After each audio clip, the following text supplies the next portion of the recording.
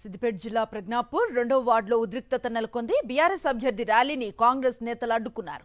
BRS కార్యకర్తలపై Congress అభ్యర్థి దాడికి దిగారు. దీంతో కొద్దిసేపు ఉద్రిక్త పరిస్థితి ఏర్పడింది. కాంగ్రెస్ నేతల తీరుపై గజ్వేల్ పిఎస్ లో బీఆర్ఎస్ నేతలు ఫిర్యాదు చేశారు.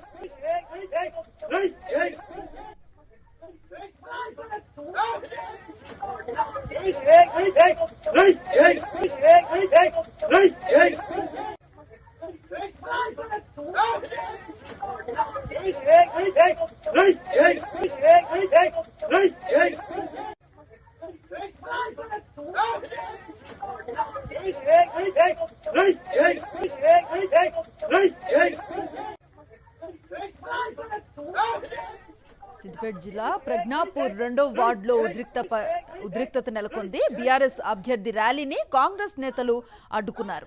బీఆర్ఎస్ కార్యకర్తలపై కాంగ్రెస్ అభ్యర్థి దాడికి దిగారు. దీంతో అక్కడ కొద్దిసేపు ఉద్రిక్త పరిస్థితి ఏర్పడింది. కాంగ్రెస్ నేతల తీరుపై గజ్వేల్ పిఎస్ లో బీఆర్ఎస్ నేతలు ఫిర్యాదు చేశారు.